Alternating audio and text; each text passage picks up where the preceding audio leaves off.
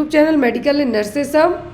आज की क्लास है हमारी based on fundamental of nursing को लेके। तो जो भी लोग चैनल पर नए जुड़े हुए हैं मैं उनको बता दूं कि अपकमिंग टाइम में 2025-26 में मोर देन 25,000 प्लस वैकेंसीज़ के लिए एग्ज़ाम होने वाला है। अलग अलग स्टेट अपने अपने एग्ज़ाम कैलेंडर ऑलरेडी रिलीज़ कर दिए हैं। अभी अपकमिंग जो वैकेंसीज़ हैं, जैसे जिस भी स्टेट के नोटिफिकेशन आ गए हैं उनमें टॉप पर था यूपी, जिसने सबसे पहले सीएचओ नोटिफिकेशन निकाला। रेलवे का नोटिफिकेशन भी अपडेट हो गया, फॉर्म भी भर गए हैं। एमपी ग्रुप 5 का नोटिफिकेशन, साथ ही साथ अभी रिसेंट में त्रिपुरा में एएनएम एग्ज़ाम हो चुका है। अपकमिंग सीएचओ एग्ज़ाम होने वाला है। तो जो भी लोग जहाँ के भी एग्ज़ाम के लिए तैयारी कर रहे हैं, लास्ट टाइम जो लोग इवन एक मार्क्स से रह गए थे या जिनका टाई अप हुआ था, वो लोग और अच्छे से तैयारी कीजिए। आप अपनी वो चीज़ है जो फाइंड आउट कीजिए अपने से कि आपने कहाँ मिस्टेक की थी जिसके कारण आप उस एक नंबर से रह गए थे।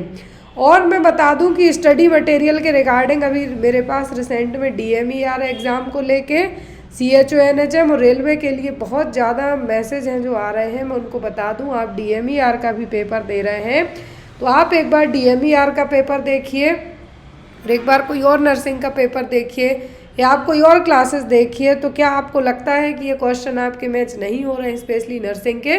मोस्ट ऑफ द क्वेश्चन है जो मैच ज़रूर होते हैं। तो आप लोग अपनी तैयारी है जो बहुत ही अच्छे से कीजिए। अभी रिसेंट में जो मेडिकल एंड नर्सेज हब की दोनों बुक्स हैं, मेडिकल एंड नर्सेज हब की जो दोनों बुक्स हैं उन पर है जो बम्पर डिस्काउंट चल रहा है। तो जो भी लोग बुक्स वगैरह ऑर्डर करना चाहते हैं बुक को आप लोग ऑर्डर कर सकते हैं। देन आगे हम क्लास है जो आज की स्टार्ट करेंगे।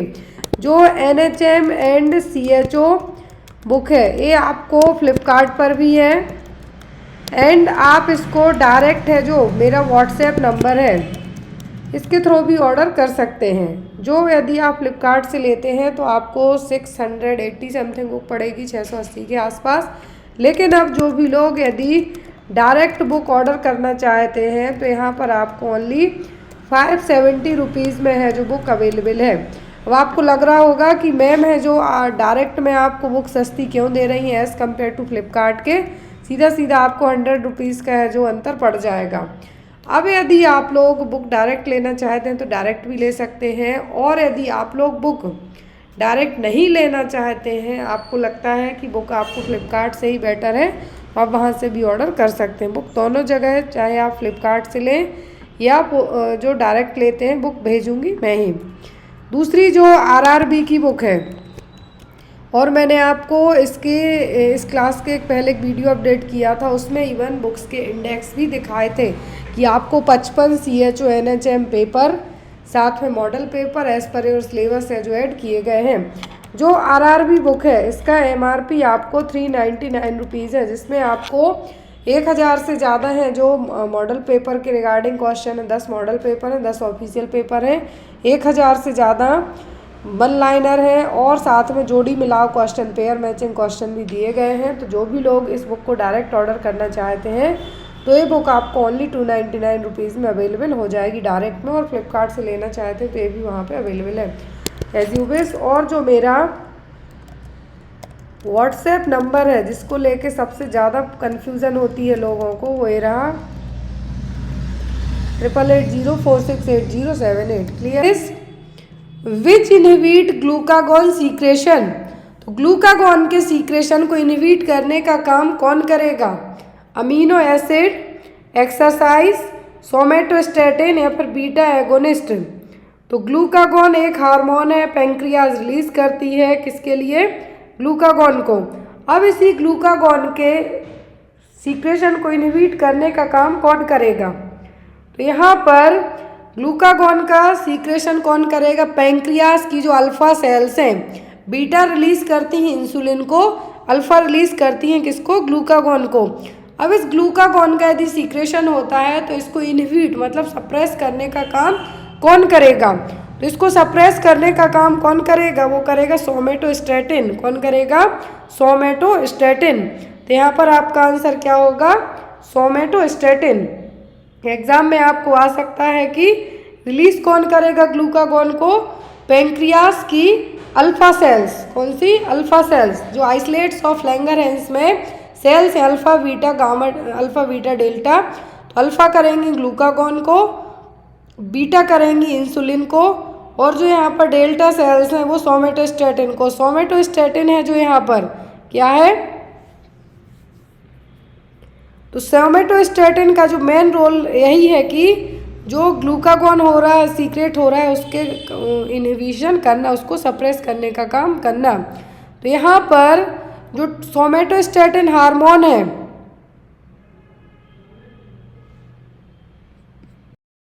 के अलावा इंसुलिन को भी सप्रेस करने का काम करेगा। जो दूसरे हार्मोन रिलीज होते हैं उनको सप्रेस करने का काम करेगा। तो यहाँ पर सोमेटोस्टेटिन क्या है, एक हार्मोन ही है ये भी, लेकिन एक ग्लूकागॉन को क्या करेगा, सप्रेस करेगा, इनहिबिट करेगा। Next is iron is absorbed almost entirely इन, तो जो आयरन का एब्जॉर्प्शन है कहाँ पे होता है, इलियम, ड्यूडेनम, स्टमक या फिर जेजुनम में। तो आयरन है जो आयरन है कहाँ पे इसका एब्जॉर्प्शन होगा, आयरन का मोस्ट ऑफ द एब्जॉर्प्शन होता है ड्यूडेनम में। स्मॉल इंटेस्टाइन के पार्ट हैं इलियम, ड्यूडेनम, जेजुनम, तो सबसे ज़्यादा कहाँ पे होता है, ड्यूडेनम में। Next is bite cells are seen in, तो बाइट सेल्स किस में देखने को मिलेंगी, इम्यून हीमोलाइसिस में, G6PD डेफिशिएंसी में, मलेरिया में, कीनन ऑफ दी अबव में। तो बाइट सेल्स किस में देखने को मिलेंगी, बाइट सेल्स देखने को मिलेंगी G6PD डेफिशिएंसी में, किस में, G6PD डेफिशिएंसी में। जो ग्लूकोज 6 फास्फेट डिहाइड्रोजनेस की कमी होगी, जिसमें आपका हीमोग्लोबिन है, जिसमें आपका हीमोग्लोबिन में क्या देखने को मिलेगा, oxidative stress cause haemoglobin to denature and form Heinz bodies. तो ये देखिए 3 क्वेश्चन आपके कवर होते। पहला G6PD में वाइट सेल्स देखने को, वाइट जो काटने वाली सेल्स हैं, वाइट सेल्स देखने को मिलेंगी और हीमोलाइसिस कॉज करेंगी, क्या करेंगी, हीमोलाइसिस कॉज करेंगी, और इसी हीमोलाइसिस के कारण बनेंगी हेंस बॉडीज। कौन सी, Heinz bodies. Next one, which of the following method is adopted for opening the airway is suspected spinal cord injury. यदि किसी मरीज को क्या है, स्पाइनल कॉर्ड इंजरी सस्पेक्ट हुई है, यहाँ पर एयरवे ओपन करने के लिए क्या मेथड अपनाई जाएगी, हेड टिल्ट मेथड, चिन लिफ्ट मेथड, जा थ्रस्ट मेथड या फिर हेलमिंथ मेथड। कौन सी मेथड अपनाई जाएगी, यदि किसी मरीज को स्पाइनल कॉर्ड इंजरी सस्पेक्ट है तब आप अपनाएंगे जा थ्रस्ट मेथड। कौन सी, जा थ्रस्ट मेथड। मरीज को क्या हुआ है, यहाँ पर स्पाइनल इंजरी होने के चांसेस हैं, सस्पेक्ट है कि उसको हो सकती है। तो यदि मरीज को सर्वाइकल की है तो हेड टिल्ट, चिन लिफ्ट अपनाएंगे, लेकिन स्पाइनल है तो यहाँ पे क्या करना है, आपको जा थ्रस्ट मैन्यूवर अपनाना है। Next one is what technique of assessment helps to determine ketoacidosis. तो कीटो एसिडोसिस के लिए आपकी बॉडी में कीटोन बॉडीज हैं, तो कीटो एसिडोसिस के लिए कौन सा असेसमेंट अपनाया जाएगा। ऑप्शन में है यहाँ पर पाल्पेशन, इंस्पेक्शन, ऑस्कल्टेशन या फिर ऑल्फैक्शन। तो यहाँ पर कौन सा टेस्ट अपनाया जाए, कौन सा असेसमेंट टेक्निक यूज़ की जाएगी कीटो एसिडोसिस के लिए, तो वो होगी यहाँ पर ऑल्फैक्शन। कौन सी, ऑल्फैक्शन। इसमें आपको एक तरीके से जब आप सांस छोड़ेंगे तो आपकी सांस से फ्रूटी सेंटेड स्मेल आएगी, एक तरीके से क्या होगी, फ्रूटी सेंटेड ब्रीथ रहेगी, कन्फ्यूजिंग रहेंगे और स्मेल आएगी। तो वो क्या है, यहाँ पर कीटोन बॉडीज आपकी यहाँ पर पता चल जाएंगी प्रेजेंट है या नहीं। Next is 8th cranial nerve affect. तो यदि 8वें नंबर के क्रेनियल नर्व में कुछ प्रॉब्लम हो जाए, क्या प्रॉब्लम होगी, टच अफेक्ट होगा आपका, टच, टेस्ट, स्मेल या फिर इक्विलिब्रियम। 8वें नंबर की क्रेनियल नर्व है कौन सी, जब तो पता रहेगा आपको, वेस्टिबो कोक्लियर नर्व। कौन सी, वेस्टिबो कोक्लियर नर्व। यदि इसमें कुछ भी प्रॉब्लम होती है तो आपको बॉडी बैलेंस में प्रॉब्लम होगी, क्या होगी, बॉडी बैलेंस में प्रॉब्लम होगी, इक्विलिब्रियम आपका डिस्टर्ब रहेगा। तो 8वें नंबर की क्रेनियल नर्व क्या है, vestibulo cochlear nerve. Next one, which of the following is not included in the symptom of hypoglycaemia. Hypoglycaemia मतलब ब्लड ग्लूकोज लेवल डाउन चला गया, क्या क्या प्रॉब्लम सब होगी किसी एक को छोड़कर, नॉट इंक्लूडेड। ड्राई लिप्स होंगे, सेकीनेस होगी, ट्रिमर्स टाइप से लगेंगे, ब्लड विजन होगा, फ्रूट ब्रीथ ऑर्डर होगा, सब कुछ होगा किसी एक को छोड़कर। तो फ्रूट ब्रीथ ऑर्डर होता है डायबिटिक कीटो एसिडोसिस में, किसमें? कीटोन बॉडीज रहेंगी तब। लेकिन हाइपोग्लाइसीमिया में ड्राई लिप्स रहेंगे, सेकीनेस होगी, फेंट, आपको चक्कर आएंगे, ब्लड विजन रहेगा। आप ही मान लीजिए आपको इवन नहीं भी है शुगर, आप दिन भर से कुछ मत खाइए, शाम तक आपका क्या हाल होगा? आपके होंठ सूख जाएंगे, हाथों में आपको लगेगा कि कुछ हिल सा रहा है, शेकिंग होगी, चक्कर टाइप से आएंगे, बहुत ज़्यादा आपको वीकनेस फील होगी, ब्लड विजन होगा। सब क्या है? हाइपोग्लाइसीमिया के साइन है। Next is longest muscle in the human body. Human body की सबसे लंबी मसल कौन सी है? बाइसेप्स, ट्राइसेप्स, सार्टोरियस या फिर क्वाड्रिसेप्स? तो ह्यूमन बॉडी की सबसे लंबी मसल की लॉन्गेस्ट मसल्स की बात की जा रही है तो वो है आपकी क्या? Sartorius muscle. कौन सी? Sartorius muscle. सियाटिक नर्व, एक यहाँ पर जो इमेज दी गई है तो यहाँ पर सार्टोरियस मसल्स तो लॉन्गेस्ट मसल हो गई। एक और क्वेश्चन आता है कि जब आईएम इंजेक्शन लगाते हैं तो कौन सी मसल डैमेज होने के चांसेस रहते हैं, सॉरी कौन सी नर्व डैमेज होने के चांसेस होते हैं? तो होती है सियाटिक। ओसिफाइड होते हैं किस एज में? एंटीरियर फॉन्टेनेल का ओसिफिकेशन होगा। दो फॉन्टेनेल है यहाँ पर, एंटीरियर और पोस्टीरियर। एंटीरियर फॉन्टेनेल को ब्रैग्मा भी कहा जाता है, पोस्टीरियर को lambda. As compare to posterior के एंटीरियर हैं जो बाद में क्लोज होते हैं 18 मंथ की एज में, 1.5 साल उम्र हो जाती है बच्चे की, तब एंटीरियर फॉन्टेनेल क्लोज होते हैं। आप 1 साल के बच्चे को देखिए, उसका जो फ्रंटल हेड है इसके जस्ट अब थोड़ा सा ऊपर आप हाथ रखेंगे तो वहाँ पे आपको कुछ फील होगा, बहुत फास्ट आपको लगेगा पल्सेशन हो रहा है यहाँ पे। तो वहीं पर एंटीरियर फॉन्टेनेल रहेंगे और वो जनरली 1.5 साल की उम्र में क्या हो पाते हैं? क्लोज हो पाते हैं। जन्म से लेके 18 महीने की उम्र तक है क्या होंगे? 18 मंथ आफ्टर द बर्थ, जन्म होने से लेके 18 महीने के बाद तक ये क्लोज होते हैं। पोस्टीरियर फॉन्टेनेल है ऑक्सीपिटल फॉन्टेनेल, जिसको लैम्डा भी कहा जाता है, और ये लैम्डा शेप होंगे। जो आपने फिजिक्स पढ़ी है उसमें जो लैम्डा का शेप होगा उस तरीके से होगा यहाँ पर। और यहाँ पर इनका ऑसिफिकेशन है, जनरली इनका ऑसिफिकेशन है जो 1.5 महीने की उम्र तक में है, जो कंप्लीट हो जाता है। एज कम्पेयर टू एंटीरियर के बहुत फास्ट क्लोज हो जाते हैं। एंटीरियर फॉन्टेनेल ब्रैग्मा शेप के रहेंगे और यहाँ पर 4 बोन से मिलके बनते हैं। कितनी बोन से? एंटीरियर फॉन्टेनेल मिलके बनेंगे 4 बोन से, और जो 4 बोन 4 सूचर्स को कनेक्ट करेंगी तो यहाँ पे मिलके बनेंगे एंटीरियर जो आगे की तरफ है, पोस्टीरियर ऑक्सीपिट जो बैक साइड में है, ऑक्सीपिट फॉन्टेनेल भी इसको आप कह सकते हैं, और यहाँ पर लैम्डा शेप में होगा एज कम्पेयर टू, जैसा मैंने कहा एंटीरियर के पहले क्लोज हो जाते हैं। कौन से? पोस्टीरियर। नेक्स्ट है यहाँ पर during intrauterine life neural tube is closed completely.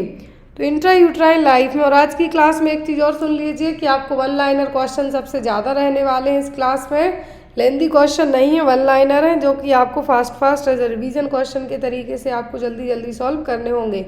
आपको ज़्यादा टाइम नहीं दिया जाएगा, 2 घंटे में आपके 100 क्वेश्चन सॉल्व करवाए जाएंगे ताकि आपको एज ए रिवीजन भी आपका हो सके। तो ड्यूरिंग इंट्रायूट्राइन लाइफ में न्यूरल ट्यूब है जो कब क्लोज होती है? On very first day, on 5th day, by 11th day, या फिर Y 4th to 5th day.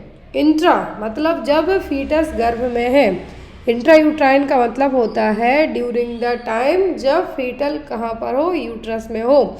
उस टाइम पर सबसे पहला जो ऑर्गन बनता है वो होती है न्यूरल ट्यूब। उसी न्यूरल ट्यूब के डिफेक्ट को रोकने के लिए फॉलिक एसिड स्टार्ट किया जाता है, क्योंकि उस न्यूरल ट्यूब को बनने के लिए फॉलिक एसिड सबसे ज़्यादा ज़रूरी होता है। फॉलिक एसिड दिया जाता है। अब जो न्यूरल ट्यूब है ये क्लोज कब हो जाती है यूट्राइन लाइफ में? तो ये generally 4th to 5th day में ही क्लोज हो जाती है। कब? 4th to 5th डे में। तो यहाँ पे आप किस ऑप्शन को मार्क करेंगे? ऑप्शन नंबर डी को। 4th to 5th डे में ही ये क्या हो जाएगी आपकी? ये क्लोज हो जाएगी। नेक्स्ट है यहाँ पे question, visual acuity reach adult acuity by the age of. जो विजुअल एक्विटी है एडल्ट एक्विटी तक है जो कब पहुँच जाएगी? जो आपकी देखने की क्षमता है कंपेयर टू बच्चों में किस उम्र तक है जो कंपेयर और एडल्ट और बच्चों की एक हो जाएगी? 7, 9, 5 या फिर 3 ईयर में? किस एज में? विजुअल एक्विटी के लिए चार्ट यूज़ किया जाता है वो क्या कहलाता है? स्नेलन चार्ट, जो यहाँ पे स्नेलन चार्ट है इसके लिए यूज़ किया जाता है विजुअल एक्विटी के लिए। क्लियर है, विजुअल एक्विटी के लिए स्नेलन चार्ट यूज़ किया जाता है। और ये 7 साल की उम्र तक 7 ईयर की एज तक है, जो कंपेयर टू एडल्ट के बच्चों की विजुअल एक्विटी क्या होती है, सेम हो जाएगी। रहा विजुअल एक्विटी चार्ट, जो 20/20 विज़न है, जो यहाँ पे क्या होता है 20 फीट खड़े करके आपको दूर करके जो पूरे लेटर पढ़वाए जाएंगे पूरे बन जाते हैं आपसे, तो क्या है आपका नॉर्मल विज़न है। और यदि आप 20/15 विज़न यदि हम बात करें, 20 फीट दूर खड़ा करके आपने यदि 15 फीट तक भी आप पढ़ लेते हैं तो भी आप क्या है नॉर्मल विज़न में आएंगे।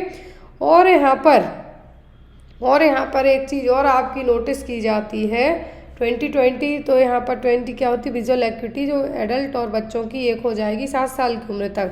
एक और आपको एक कलरफुल सा आपने देखा होगा, उसके अंदर कुछ इमेज रहेगी, उसको कहा जाता है इशिहारा चार्ट। इशिहारा चार्ट का यूज़ किया जाता है यहाँ पे कलर ब्लाइंडनेस के लिए। किसके लिए? कलर ब्लाइंडनेस का पता करने के लिए इशिहारा चार्ट याद रखना है आपको, इनाम आपको एग्जाम में पूछा जा सकता है। अगला क्वेश्चन है यहाँ पर,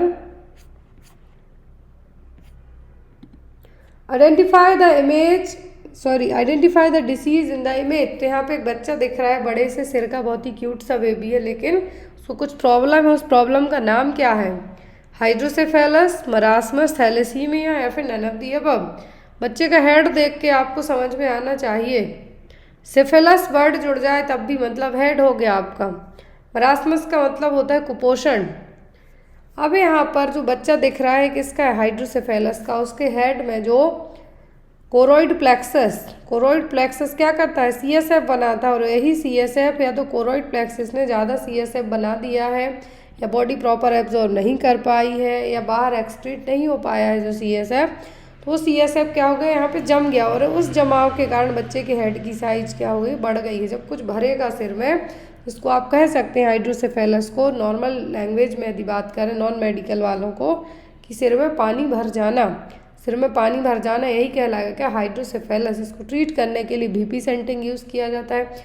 मैनिटॉल ड्रग ऑफ चॉइस के तौर पे यूज़ की जाती है, ताकि जो फ्लूइड भरा हो उसको फ्लश आउट किया जा सके।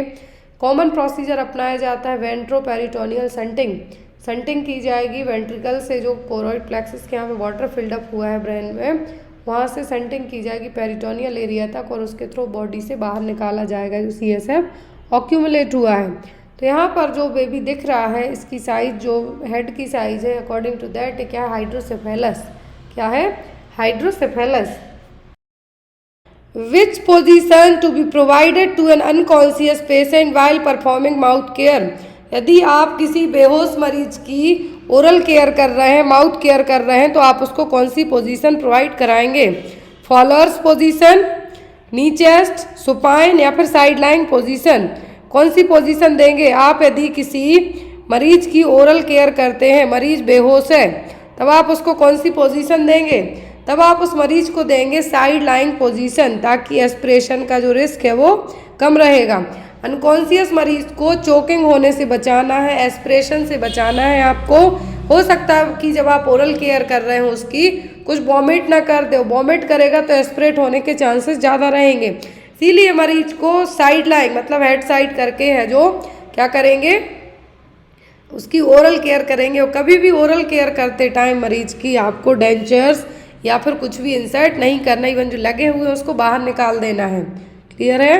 और हर 2 घंटे में आपको केयर करनी है, और हमेशा मरीज को, अनकॉन्शियस मरीज को है जो आपके लिए टंग ब्लेड, जब भी आप मुंह ओपन करते हैं तो पैडेड टंग ब्लेड ज़रूर यूज़ करें। ऐसा नहीं कि आप डायरेक्ट है जो उसके मुंह में जो भी केयर करने के लिए जो भी इंस्ट्रूमेंट इंसर्ट करते हैं तो डायरेक्ट आप ना करें, लेकिन उसके पहले टंग ब्लेड ज़रूर यूज़ करें, ताकि वो टंग वाइट ना कर पाए, या फिर टंग है जो अंदर की तरफ है जो ना पलट पाए। इसीलिए ओरल केयर करते टाइम आपको क्या करना? साइड लाइन पोजीशन देना है, ताकि जो वॉमिट यदि कर रहे हैं, इनकेस टंग ब्लेड आप इंसर्ट करते हैं, तो वो जो वॉमिटिंग वाला मटेरियल है एस्पिरेट ना हो पाए। Clear? Next one is Mr. Tiwari developed features of depression after his divorce. Here divorce is considered as, तो मान लीजिए मिस्टर तिवारी हैं, मिस्टर दुबे, कोई भी है, तो वो क्या हो रहा है, उनको डिप्रेशन डेवलप हो गया उनके डिवोर्स के बाद। तो ये क्या है, डिवोर्स है यहाँ पे क्या कंसीडर कर रहा है, प्रेसिपिटेटिंग फैक्टर, परपिचुएटिंग फैक्टर, प्रेडिस्पोजिंग फैक्टर या फिर पर्सनालिटी फैक्टर। यहाँ पर डिप्रेशन ने उनके लिए एक ऐसी सिचुएशन हो गई है कि डिवोर्स उनका, तलाक उनकी ऐसी कंडीशन बन गई कि वो उनको डिप्रेशन में ले गई।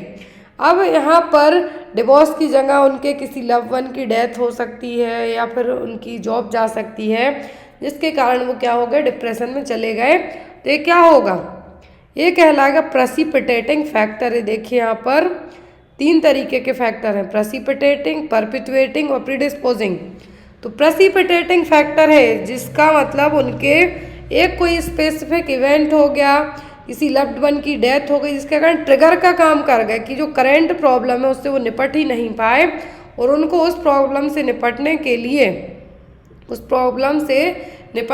लिए यहाँ पर वो प्रॉब्लम कितनी ज़्यादा हो गई कि वो सीधा डिप्रेशन में चले गए। तो यहाँ पर परपिचुएटिंग फैक्टर, तो प्रेसिपिटेटिंग क्या हो गया, कुछ ऐसा इवेंट हो गया, ट्रिगर हो गया जो उनको डिप्रेशन का रीज़न बन गया। तो यहाँ पर उनका जो डिवोर्स है वो क्या बन गया, वो बन गया प्रेसिपिटेटिंग फैक्टर। कौन सा, प्रेसिपिटेटिंग फैक्टर। फिर आता है perpetuating factor, the factors that are causing the patient symptoms to continue और प्रोग्रेसिवली वर्सन। मतलब उनको मान लीजिए प्रेसिपिटेटिंग फैक्टर के कारण उनका डिवोर्स हो गया, क्लियर, डिवोर्स हो गया, लेकिन उस टाइम पर कुछ और भी उनके साथ ऐसा हो गया कि उस डिप्रेशन के सिम्टम को और ज़्यादा, मान लीजिए उनका तलाक हुआ और उसी टाइम पर उनके किसी लव्ड वन की डेथ हो जाए या जॉब भी चली जाए, तो ये यहाँ पर दूसरी मार पड़ गई उन पर, तो ये हो कहलाएगा परपिचुएटिंग फैक्टर। तो यहाँ पर जो परपिचुएटिंग फैक्टर क्या है कि उनकी जो कंडीशन है उसको और ज़्यादा वर्स्ट करने का काम करेगा। प्रीडिस्पोजिंग फैक्टर का मतलब है कि कोई डिसीज़ डेवलप होने के लिए एज अ रिस्क फैक्टर का और काम करेंगे। मान लीजिए आपको सर्दी खांसी जुकाम महीनों से चल रहा है और आप आइसोलेशन वार्ड में जाके आपकी ड्यूटी लगा दी जाए, वैसे ही तो आप छींक खांस के परेशान हैं और जाके आपकी ड्यूटी टीबी वाले डिपार्टमेंट में लगा दी जाए, ट्यूबरक्लोसिस के मरीज की केयर करने में लगा दी जाए, तो यहाँ पर आपको और रिस्क हो जाएगा। तो ये क्या करेगा, प्रेडिस्पोजिंग फैक्टर का काम करेंगे। It should not be confused with precipitating factor. तो प्रेसिपिटेटिंग अलग है, ट्रिगर का काम करेंगे, लेकिन प्रीडिस्पोजिंग का मतलब है कि आप और ज़्यादा उस डिसीज़ के होने के लिए रिस्पॉन्सिबल बन जाएंगे, मतलब आपको ये डिसीज़ होने के चांसेस ज़्यादा हो जाएंगे, ससेप्टेबल हैं आप, क्योंकि ऑलरेडी छींक खांस के आपका इम्यून सिस्टम आपकी सर्दी खांसी के कारण वीक होते जा रहा है, और उसी वीक टाइम पे आपकी ड्यूटी टीबी वाले में या कोविड वाले में लगा दें तो यहाँ पर प्रेडिस्पोजिंग फैक्टर का काम कर जाएंगे। Next one, a baby whose birth weight is 3 kg। एक बच्चा है, बर्थ के टाइम पर वजन 3 किलोग्राम है। क्या है, बर्थ के टाइम पर बच्चे का वजन क्या है, 3 किलोग्राम है। तो यहाँ पर 4 साल में बच्चे का वजन कितना होगा, बताइए यहाँ पर कि 4 साल के बच्चे का वजन कितना होगा। अभी 3 किलो है at the time of birth, लेकिन 4 साल में कितना होगा, 6 किलोग्राम, 12 किलोग्राम, 14 किलोग्राम या फिर 16 किलोग्राम। ऐसा ना आपको कई बार बताया है कि जब भी बच्चे का वजन दिया गया हो, आपको टाइमिंग दी गई हो कि 1 साल, 2 साल, 4 साल में कितना होगा, तो बच्चे का वजन होगा यहाँ पर कितना, 5 से 6 महीने में हो जाता है डबल, 1 साल में होता है कितना, 3 गुना, ट्रिपल, 9 किलो हो जाएगा 1 साल की उम्र में। क्वाड्रिपल होता है 2 साल में, लेकिन यहाँ पे 4 साल का पूछा है, कितना होगा, 16 किलोग्राम है। देखिए अब आप, तो यहाँ पर बच्चे का वजन 16 किलोग्राम होगा। 2 वीक में बच्चों का वजन है जो 1 से 2 पाउंड तक बढ़ेगा। 5 महीने में यह है कि डबल हो जाता है, 1 साल में ट्रिपल और 2 साल में 4 गुना। लेकिन 2 साल की उम्र के बाद बच्चे का वजन स्लो बढ़ेगा, तो यहाँ पर जो वजन होगा वो कितना हो पाएगा, 16 किलोग्राम तक। Next is, which anti tuberculosis drug cause poor vision and difficulty in colour perception. तो कौन सी एंटी ट्यूबरकुलर ड्रग है, कौन सी एंटी ट्यूबरकुलर ड्रग है जो आपके विजन को और कलर परसेप्शन में है जो डिस्टर्बेंस करेगी। स्ट्रेप्टोमाइसिन, इथाम्ब्यूटोल, रिफाम्सिन या फिर पायरोसिनामाइड। रिफाम्पिसिन तो रेड ऑरेंज कलर की यूरिन का कॉज बनेगी। स्ट्रेप्टोमाइसिन आपको बहरा बना सकती है, 8वें नंबर की जो वेस्टिबुलोकोक्लियर नर्व उसको डैमेज कर सकती है। और विज़न में जो विज़न और कलर परसेप्शन को डिफ़िकल्ट करने का काम करेगी वो होगी इथाम्ब्यूटोल। स्ट्रेप्टोमाइसिन ऑटोटॉक्सिसिटी मतलब कि वेस्टिबुलोकोक्लियर नर्व डैमेज कर सकती है। Rifampicin temporary discolouration of urine, urine का कलर, स्किन का कलर, टीथ का, सलाइवा का, इनके कलर को चेंज कर सकती है। आइसोनियाजिड है यहाँ पर, तो आइसोनियाजिड है जो पेरीफेरल न्यूरोपैथी या फिर हेपेटोटॉक्सिसिटी का कारण बनेगी। और जो यहाँ पर इथाम्ब्यूटोल है ये ऑप्टिक न्यूराइटिस मतलब जो आपकी आंखों की नर्व है उनको डैमेज कर सकती है, कलर ब्लाइंडनेस कर सकती है, तो इसका मेन ये रहेगा। क्लियर। तो ये पांचों ड्रग हैं जो एंटी ट्यूबरकुलर की प्राइमरी ड्रग हैं। आइसोनियाजिड यदि आपको एग्जाम में आता है, मैं यहाँ पर और शॉर्ट में आपको ऐड कर देती हूँ। तो यदि आइसोनियाजिड की बात करें तो पेरीफेरल न्यूरोपैथी, आइसोनियाजिड क्या करेगी, पेरीफेरल न्यूरोपैथी।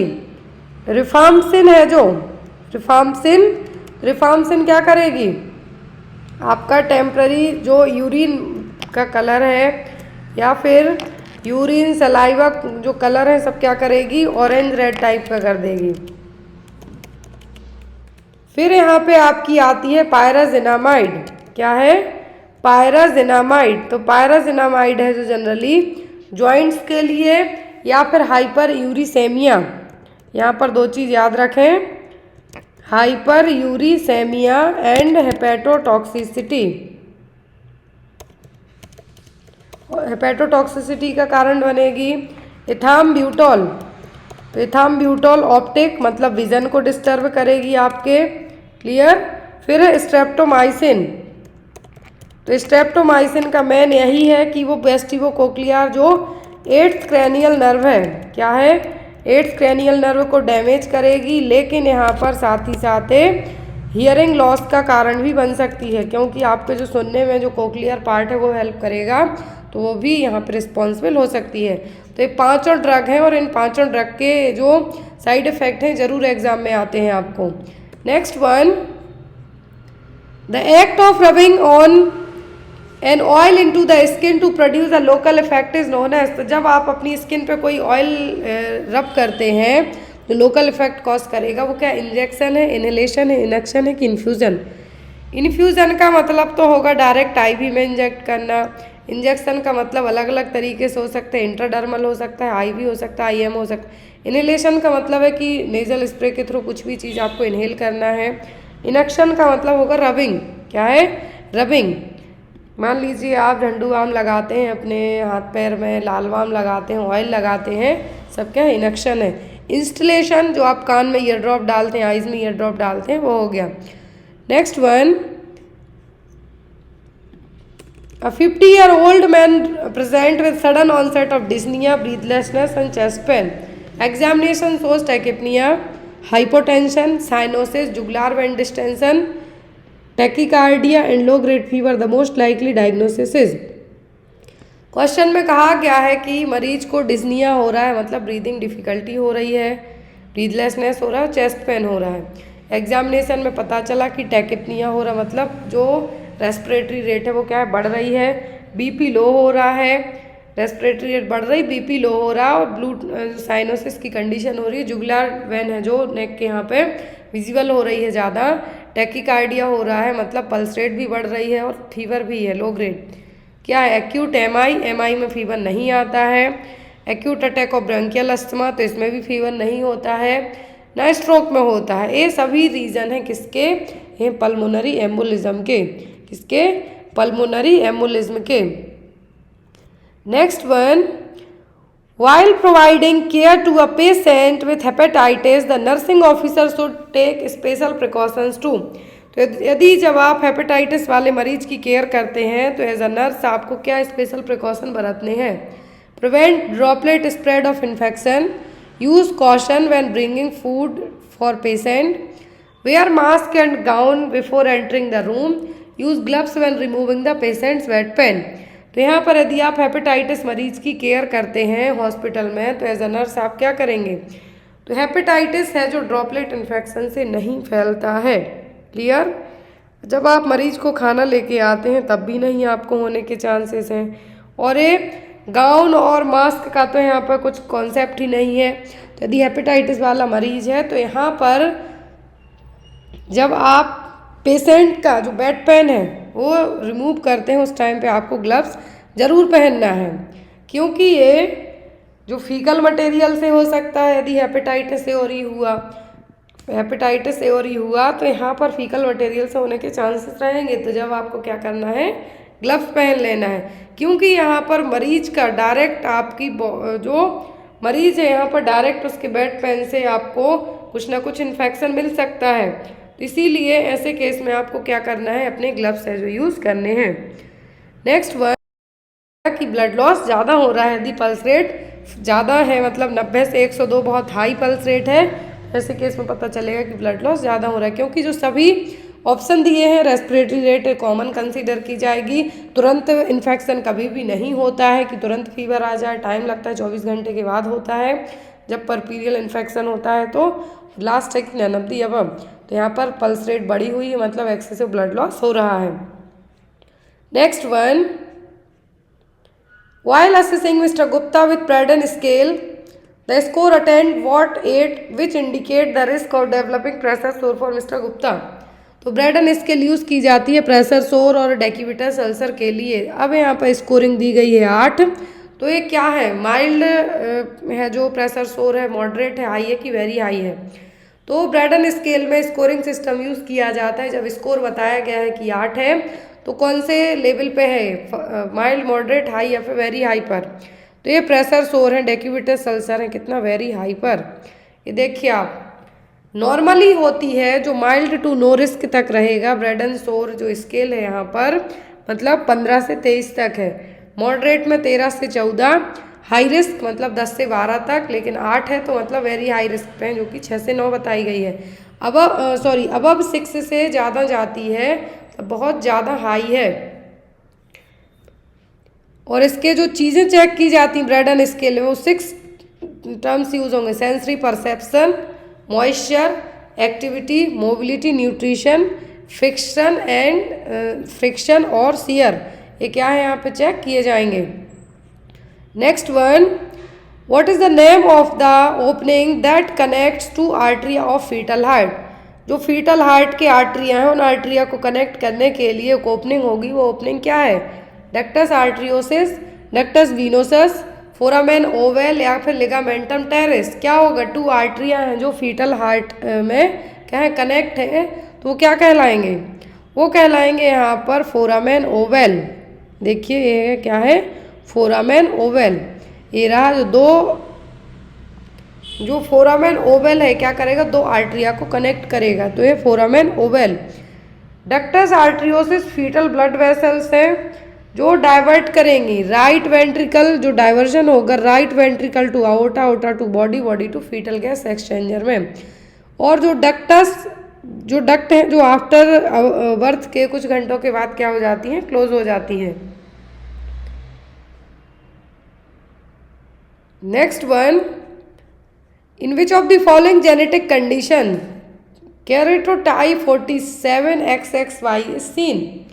तो ये XXY है, किस कैरेटोटाइप 47 में देखने को मिलेगा, मतलब एक एक्स्ट्रा क्रोमोसोम है यहाँ पे। अभी तक हमने डेफिशिएंट पढ़े थे, ट्रायोसोमी पढ़ी थी, मतलब कमी है। यहाँ पर कैरियोटाइप है मतलब 47 मतलब एक ज़्यादा है। डाउन सिंड्रोम है, क्लिनीफेल्टर, एडवर्ड या फिर पटाऊ। तो एडवर्ड, डाउन, पटाऊ ये सब क्या है, ट्रायोसोमी है, लेकिन XXY है, 47 कैरियोटाइप है, मतलब ये क्या हो गया होगा, क्लिनीफेल्टर सिंड्रोम। एडवर्ड ट्रायोसोमी का मतलब होता है कमी है। पटाऊ सिंड्रोम में 13 नंबर का ट्रायोसोमी है, एडवर्ड में 18, डाउन सिंड्रोम में 21। लेकिन यहाँ पर क्या पूछा गया है आपको, एक्स्ट्रा है, जेनेटिक कंडीशन है XXY के मतलब एक क्रोमोसोम एक्स्ट्रा है, तो 47 कैरियोटाइप है तो कहलाएगा Klinefelter syndrome. Next one, dark brown vaginal discharge and a negative pregnancy test is seen in which abortion. तो डार्क ब्राउन कलर का वेजाइनल डिस्चार्ज हो रहा है, प्रेगनेंसी टेस्ट नेगेटिव आता है, तो ये क्या है, इनकम्प्लीट अबॉर्शन, एमिटेंट, थ्रेटेंड या फिर मिस्ड अबॉर्शन। तो ये कौन से अबॉर्शन है? तो ये कहलाएगा आपका मिस्ड अबॉर्शन। क्या होगा? Missed abortion. Next one is Robert sign is find in. Robert sign है जो UPCHO एग्जाम में आ चुका है। रॉबर्ट साइन किस में देखने को मिलेगा? हाइडेटिफॉर्म मोल के केस में, एब्रप्टो प्लेसेंटा के केस में, प्लेसेंटा प्रीविया में, कि इंट्रायूट्राइन फीटल डेथ। किस केस में देखने को मिलेगा रॉबर्ट साइन? तो रॉबर्ट साइन देखने को मिलेगा IUFD में। किसमें? IUFD में रॉबर्ट साइन है। देखिए आप, presence of gas shadow within the heart और the greater vessels in case of foetal death in uterus. यदि यूट्रस में फीटल की डेथ हो जाती है तो जब सोनोग्राफी की जाएगी तो उस सोनोग्राफी में जो फीटल का हार्ट है यहाँ पर गैस की शैडो देखने को मिलेगी। Presence of gas shadow within the fetal heart, जो हार्ट है उसमें गैस शैडो देखने को मिलेगी।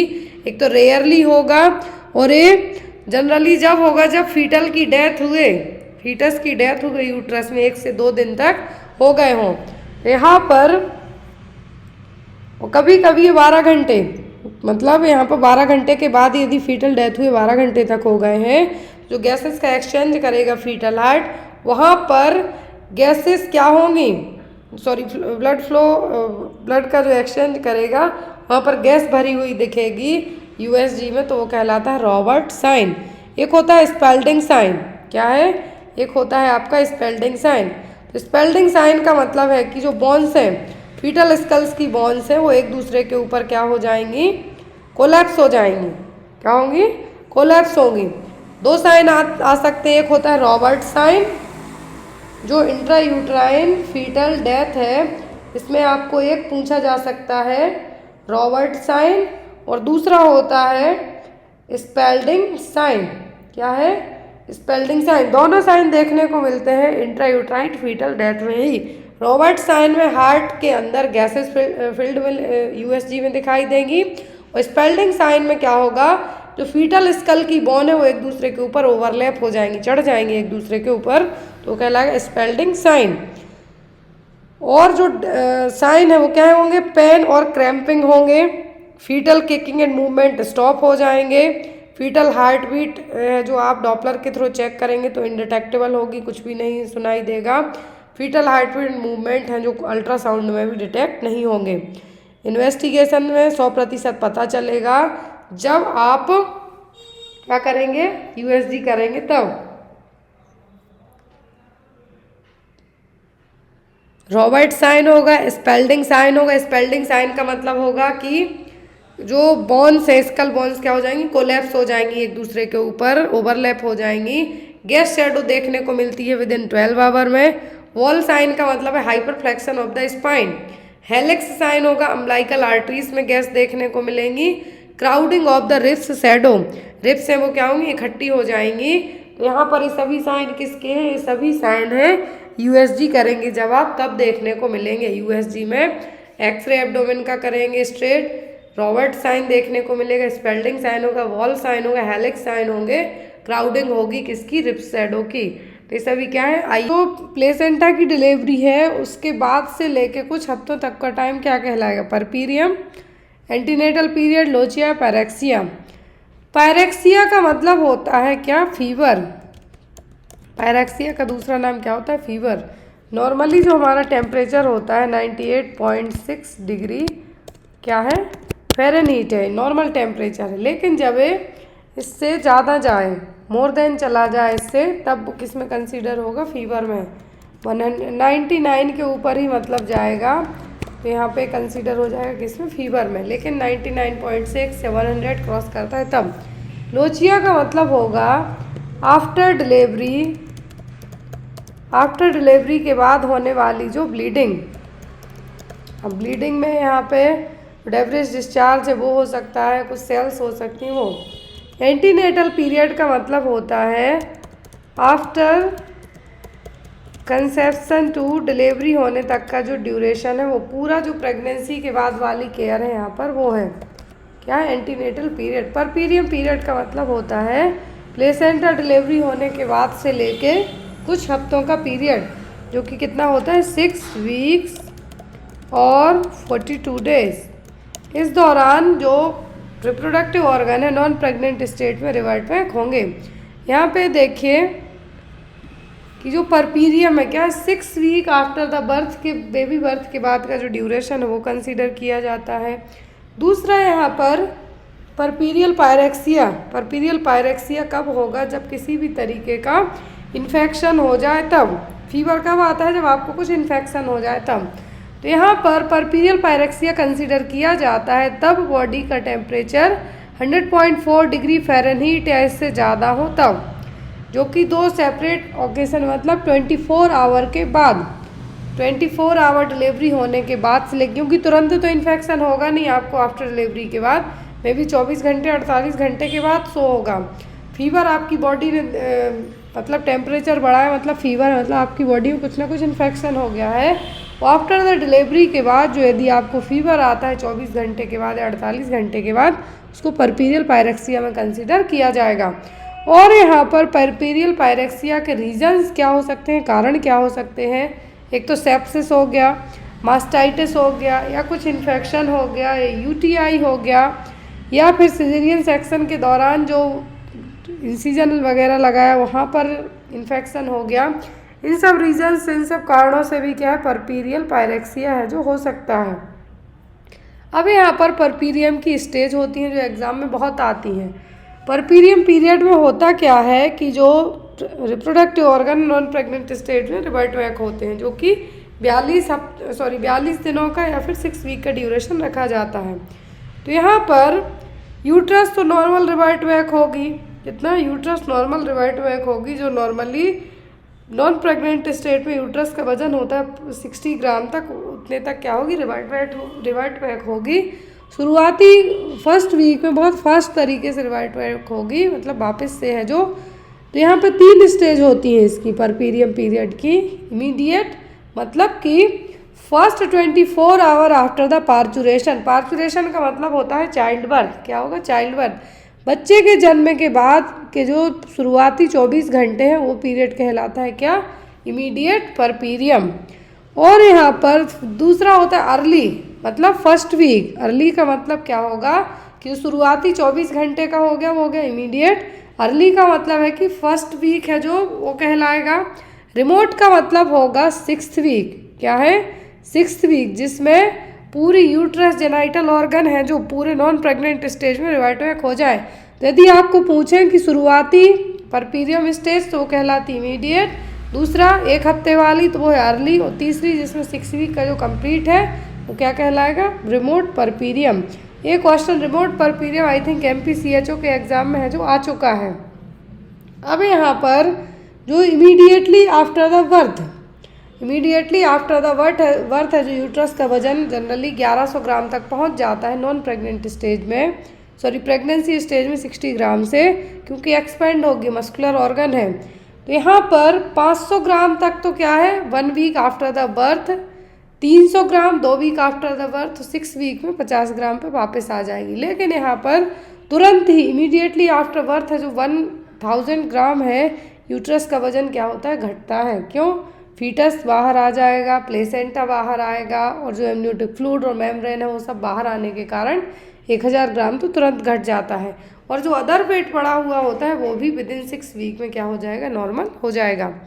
अगला क्वेश्चन है यहाँ पर A 63-year-old patient is seen for routine examination. An excoriated 2 centimeter lesion is found on her left labium majora, which she states has been present for at least 3 months. What is the next best step in the management of this patient? Labium majora क्या है यहाँ पर, labium majora 63 साल की old client है, routine examination के लिए आई। उसके लेबियम मेजोरा पर क्या है 2 सेंटीमीटर के लीजन्स हैं और उसका कहना है कि उसको लास्ट 3 मंथ से हैं।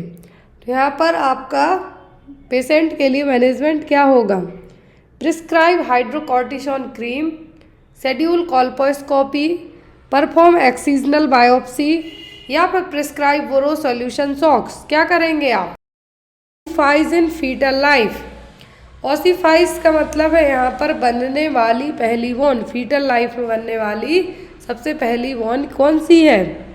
क्लेविकल, स्कैपुला, फीमर या फिर ऑल ऑफ दी अबव। आप लोग भी अपने आंसर मार्क कर सकते हैं, आपको 5 सेकंड का टाइम दिया जाएगा। तो पहली बॉन है, फर्स्ट बॉन है जो ऑसिफाइड होती है फीटल लाइफ में। सबसे पहले तो बनती है पूरी न्यूरल ट्यूब, लेकिन फर्स्ट बॉन की बात की जा रही है कि सबसे पहले कौन सी बॉन है जो ऑसिफाइड होगी, स्कैपुला, फीमर या फिर क्लेविकल। जनरली 3 बॉन का सबसे पहले ऑसिफिकेशन होता है, क्लेविकल, मैंडिबल एंड मेम्ब्रेनस बॉन, जो स्कल की बॉन्स होती हैं वो। लेकिन यदि आपको ऑप्शन में क्लेविकल की जगह मैंडिबल आए तो आप उसको मार्क कर सकते हैं, क्योंकि सबसे पहले 2 बॉन्स हैं जो बनती हैं, फिर आफ्टर दैट जो स्कल की बॉन्स है वो भी बनना स्टार्ट होती हैं। ऑसिफिकेशन का मतलब है बनना। तो जो फर्स्ट फीटल लाइफ में जो बॉन बनेगी वो कहलाएगी क्लेविकल, इसको आप कॉलर बॉन के नाम से भी जानते हैं। एस से बॉन है, और जो फ्रैक्चर होता है सबसे कॉमनली जो फ्रैक्चर भी देखने को मिलता है वो भी क्लेविकल बॉन में ही होता है। और ह्यूमन बॉडी की एक ओनली ऐसी बॉन है जो हॉरिजॉन्टल रहती है। हॉरिजॉन्टल मतलब ऐसे जो एक तरीके से हमें कहें कि आड़े, या क्योंकि सभी बॉन्स क्या है स्ट्रेट फॉरवर्ड रहती हैं, डाउन साइड रहेंगी, लेकिन ये क्या है हॉरिजॉन्टल वे में रहेगी। ऐसी पहली बॉन है जो हॉरिजॉन्टल रहती है, वो क्या है, वो है क्लेविकल। अब ये क्लेविकल जुड़ती कहाँ से? जो चेस्ट की स्टर्नम बॉन है, स्टर्नम या फिर जिसको आप ब्रेस्ट बॉन कहते हैं, एक साइड तो जुड़ेगी शोल्डर गर्डल ह्यूमरस के यहाँ पर, और दूसरा हिस्सा इसका कहाँ जुड़ता है? स्टर्नम के यहाँ पर। तो ये एक जॉइंट कहलाता है स्टर्नोक्लेविकल जॉइंट। तो जो स्कैपुला है, स्कैपुला भी आपकी अपर लिम्ब की बॉन है, 2 बॉन रहेंगी बैक साइड में, तो ये कहलाती हैं शोल्डर ब्लेड। क्या कहलाएंगे? कहलाती हैं शोल्डर ब्लेड। तो यहाँ पर स्कैपुला, क्लेविकल, क्लेविकल पूछे, एस से बॉन है, ह्यूमन बॉडी में ओनली हॉरिजेंटल शेप में पाई जाने वाली मात्र के ही बॉन है, और ये 5 से 6 वीक में, 5 to 6 वीक की एज में इंट्रायूट्राइन लाइफ में, जब 5 से 6 वीक का फीटस रहेगा उस टाइम पर क्या होती है? बनना स्टार्ट होती है, ऑसिफिकेशन होना इसका स्टार्ट होगा। पहली बॉन है जो ऑसिफाइड होती है क्लेविकल, मैंडिबल और मेम्ब्रेनस बॉन ऑफ स्कल, जो कि 5 वीक से लेकर 12 वीक तक में बन के पूरी डेवलप हो जाती हैं। तो यहाँ पर आपका आंसर यदि पूछे कि पहली ऑसिफाइड बॉन कौन सी है तो होगी क्लेविकल। क्लेविकल नहीं है यदि ऑप्शन में तो मैंडिबल रहे तो आप मैंडिबल को भी मार्क कर सकते हैं। नेक्स्ट है यहाँ पर A clinical symptom of Wasting syndrome in AIDS includes all. Wasting syndrome, AIDS में जो वास्टिंग सिंड्रोम है इसके सभी क्लिनिकल सिम्टम है किसी एक को छोड़कर। Involuntary gait loss, chronic diarrhoea, protein energy malnutrition, oesophageal candidiasis. क्या है जो यहाँ पर सिम्टम होंगे एड्स के सिम्टम हैं जो क्या होंगे? तो वास्टिंग सिंड्रोम क्या होगा कि वेट लॉस होना। एड्स वाले मरीज में क्या होगा? HIV एड्स में वेट लॉस होगा। वास्टिंग सिंड्रोम का मतलब है कि पूरी बॉडी का 10% वेट है जो क्या हो जाना? लॉस हो जाना। सडनली 10% तक वेट लॉस होना वो कहलाता है वास्टिंग सिंड्रोम। इसमें सडन इनवॉलेंट्री वेट लॉस होगा, और वेट लॉस कैसे होगा? डायरिया के कारण हो सकता है। क्या है? डायरिया के कारण हो सकता है। फीवर लंबे टाइम तक रहेगा, 30 दिन तक कंटिन्यू फीवर रहता है तो भी आपको कोई, यदि इवन 15 दिन तक भी कंटिन्यू फीवर है तो भी आपको कोई डिसीज है जो फाइंड आउट डायग्नोस हो सकती है। 30 दिन तक यदि लंबा फीवर रहे, डायरिया हो, इनवॉलेंट्री वेट लॉस हो, तो यहाँ पर साथ ही साथ आपका वेट लॉस तो होगा ही, फैट और मसल्स में भी लॉस होगा। जब फैट, प्रोटीन, मसल सब कुछ लॉस होगा, PM की कंडीशन भी यहाँ पर डेवलप होगी। तो वास्टिंग सिंड्रोम का मतलब सडनली वेट लॉस होना। तो यहाँ पर आपका आंसर क्या होगा? Option number A, involuntary weight loss, chronic diarrhoea, protein energy malnutrition. So here is the right answer is option number A. Wasting syndrome refers to unwanted weight loss of more than 10% of persons body weight. 10% से भी ज़्यादा body weight के वजन का loss होना, जो कि diarrhoea, weakness, fever के कारण हो सकता है। मान लीजिए यदि 150 पाउंड का मैन है, 150 पाउंड वेट है किसी पर्सन का, वेट लॉस 15 पाउंड और उससे ज़्यादा हो जाए तो इतने जल्दी वेट का लॉस होना क्या कहलाएगा? Wasting syndrome. Next one is primary PPH occurs within hour of delivery. Primary postpartum haemorrhage है तो कितने घंटे के अंदर डिलीवरी के कंसीडर किया जाएगा? 6 से 24 या फिर 12 आवर। एक होता है प्राइमरी, दूसरा होता है सेकेंडरी पीपीएच। सेकेंडरी में आफ्टर 24 आवर कंसीडर किया जाएगा ब्लीडिंग होती है। जो अमाउंट है ब्लीडिंग का वो कितना होता है? 500 ml तक। कितना? यदि डिलीवरी के बाद 500 ml से ज़्यादा ब्लड लॉस होता है तो वो कंडीशन कहलाएगी पोस्टपार्टम हेमरेज। इंडिया में सबसे कॉमन जो मैटरनल डेथ का रीज़न है वो क्या है? वो है हेमरेज और ब्लीडिंग। तो प्राइमरी में विद इन 24 आवर के, कितना? विद इन 24 घंटों के अंदर, डिलीवरी के विद इन 24 घंटों के अंदर यदि 500 ml से ज़्यादा ब्लड लॉस हो जाए तो वो कहलाएगा प्राइमरी पोस्टपार्टम हेमरेज। क्या होगा? Primary postpartum haemorrhage. और इसका एक मेन रीज़न होता है वो होता है अटोनिसिटी ऑफ द यूट्रस। क्या होगा? यूट्रस की जो टॉन्स है उस टॉन का एब्सेंट होना, वो क्या कहलाएगा? अटोनिसिटी ऑफ द यूट्रस। तो यहाँ पर आपका आंसर क्या होगा कि प्राइमरी पीपीएच को कब कंसीडर किया जाएगा? जब 24 आवर में 500 ml से ज़्यादा ब्लड लॉस हो जाए तब कंसीडर किया जाएगा।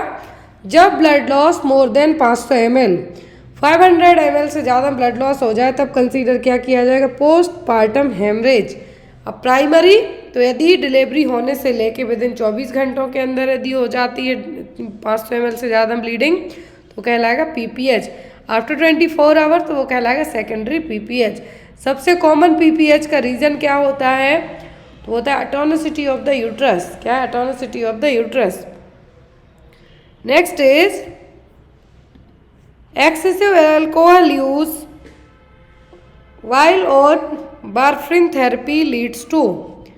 एक्सेसिव अल्कोहल का यूज़ करते हैं जब आप वारफ्रिन थेरेपी पर हैं। तो यहाँ पर आपको क्वेश्चन देखें कि जब वारफ्रिन थेरेपी ले रहे हैं लेकिन साथ में अल्कोहल भी ड्रिंक करते हैं क्या होगा? Decreased anticoagulant effect, increased anticoagulation effect, increased vitamin K absorption. Warfarin क्या है? एक एंटीकोआगुलेंट है। क्या है? एंटीकोआगुलेंट है। अब यदि आप अल्कोहल भी साथ में लेते हैं लेकिन वारफ्रिन आपकी थेरेपी चल रही है तो यहाँ पर आपको क्या होने के चांसेस रहेंगे? डिक्रीज्ड एंटीकोआगुलेंट इफेक्ट होगा, increased anticoagulation effect, increased vitamin K absorption, या फिर D none of the above.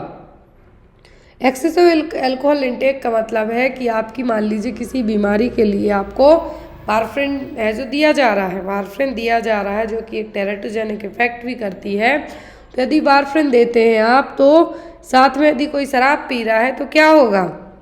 यहाँ पर जो वारफ्रिन थेरेपी दे रहे हैं आप, कोई शराब भी पी रहा है, ऐसे केस में एंटीकोआगुलेशन इफेक्ट क्या होगा?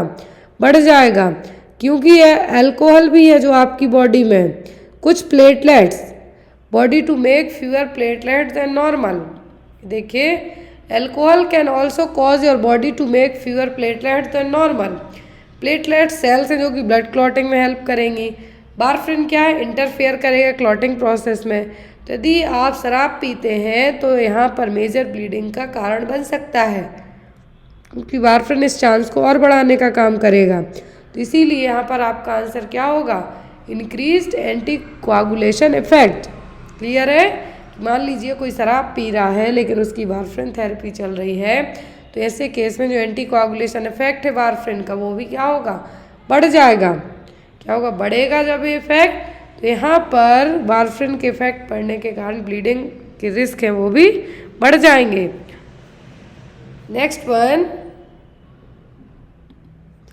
Maternal mortality ratio expressed as. Maternal mortality rate है, सॉरी रेशियो है, किस टर्म में एक्सप्रेस किया जाएगा? ऑप्शन में है पर 1 लाख बर्थ, पर 10,000 बर्थ, पर 1,000 बर्थ, या फिर पर 1,000 पॉपुलेशन। मैटरनल मोर्टेलिटी का डिनोमिनेटर हमेशा एग्जाम में आता है, किस टर्म में यूज़ किया जाता है?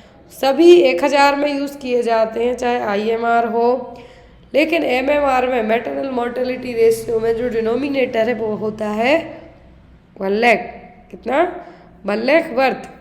ये देखिए maternal mortality rate is the number of women who died during pregnancy and child birth पर 1 लाख लाइव बर्थ, पर 1 लाख लाइव बर्थ। अब यहाँ पर प्रेगनेंसी कंसीव करने से लेकर डिलीवरी होने के 42वें दिन तक यदि डेथ हो जाए माँ की तो वो क्या कहलाएगा, वो कहलाएगा मैटरनल मोर्टेलिटी रेट। अब यहाँ पर जो डिनोमिनेटर है वो कितना है, वो 1 लाख पर बर्थ। डिनोमिनेटर पूछे तो वो क्या है, वो number of women dies 1 lakh पर live birth. 1 lakh live birth में जो वुमेन की मरने की जो संख्या है वो यहाँ पर एज ए डिनोमिनेटर के तौर पे यूज़ किया जाएगा। तो जो यहाँ पर एक्सप्रेस करेंगे आप MMR को वो क्या होगी, 1 lakh birth. Next one, MTP act does not allow termination of pregnancy after. Medical termination of pregnancy act के तहत कितने वीक की प्रेगनेंसी के बाद आप टर्मिनेट नहीं करवा सकते, 30 वीक्स, 20 वीक्स, 24 वीक्स या फिर 28 वीक्स। कितने वीक की प्रेगनेंसी के बाद टर्मिनेट है जो नहीं करा सकते प्रेगनेंसी को, मतलब कि बेबी अबॉर्ट नहीं करा सकते, तो वो यहाँ पर क्या होगा, MTP एक्ट के तहत 20 हफ्ते तक। जो यहाँ पर ड्यूरेशन दिया जाता है वो होता है ओनली 20 वीक का। लेकिन कब तक, after that how many weeks of pregnancy you can't terminate, so it's 20 weeks. कितना, 20 वीक की प्रेगनेंसी के बाद है जो आप टर्मिनेट नहीं करवा सकते हैं। MTP एक्ट 1971 में आया था। फिर यहाँ पर अमेंडमेंट एक्ट भी आया था, अमेंडमेंट में 24 कर दिया गया था, लेकिन कुछ साथ में कंडीशंस भी लगाई गई थी।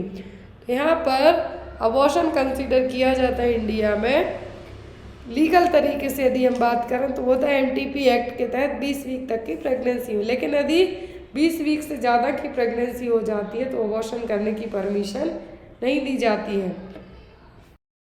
1971 में MTP एक्ट आया था, तो यहाँ पर इस एक्ट के तहत 20 वीक से आगे की प्रेगनेंसी को टर्मिनेट नहीं करवाया जाता है। कुछ एक्सेप्शनल केस में 24 वीक्स में टर्मिनेट कर सकते, लेकिन ऐसे केस में कोर्ट का ऑर्डर या फिर कुछ और अदर रीजंस रहेंगे तभी प्रेगनेंसी टर्मिनेट की जाती है। Next is under MCH programme iron folic acid tablets to be given daily to mothers as. तो IFA टैबलेट हैं जो माँ को, जो मैटरनल चाइल्ड हेल्थ प्रोग्राम है उसके तहत माँ को डेली कितनी आयरन फॉलिक एसिड की टैबलेट दी जाएंगी, कितना डोज दिया जाएगा। ऑप्शन में 60 mg iron plus 500 mcg folic acid. Next option है 100 mg iron plus 500 mcg folic acid. Next 60 mg iron plus 100 mcg folic acid, या फिर 100 mg iron plus 100 mcg folic acid. तो MCH प्रोग्राम के तहत कितना आयरन फॉलिक एसिड टैबलेट दी जाती हैं, तो वो होता है 100 mg iron plus 500 mcg folic acid. कितना, कंपोनेंट क्या है इसके, maternal health, family planning, child health, school health, handicapped children, care of children in special setting जैसे कि डे केयर वाले हो गए, मैटरनल हेल्थ सर्विसेज। तो यहाँ पर ये सभी क्या है, प्राइमरी हेल्थ केयर के पार्ट हैं। और इस MCH केयर के तहत जो IFA टैबलेट दी जाती हैं वो होती हैं कितनी, 100 mg आयरन की प्लस 500 mcg फॉलिक एसिड की। Next one is spermicide used in contraceptive today जो एक कॉन्ट्रासेप्टिव मेथड है इसमें कौन सा स्पर्मिसाइड यूज किया जाएगा, प्रोस्टाग्लैंडिन F2, MPA, 9-nanoxynol या फिर नन ऑफ दी अबव। तो जो यहाँ पर कॉन्ट्रासेप्टिव टुडे क्या है, टुडे जो कि एक वेजाइनल कॉन्ट्रासेप्टिव है, यहाँ पर इसमें जो स्पर्मिसाइड यूज़ किया जाता है वो होता है 9-nanoxynol। क्या है, 9-nanoxynol। तो यहाँ पर यूज़ किया जाएगा।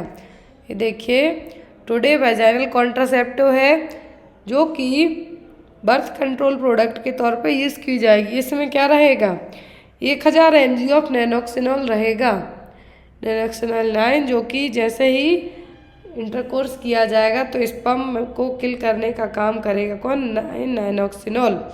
तो यहाँ पर inserted into the vagina and while in place provide protection against pregnancy for 24 hour, 24 घंटों के लिए हेल्पफुल रहने वाला है।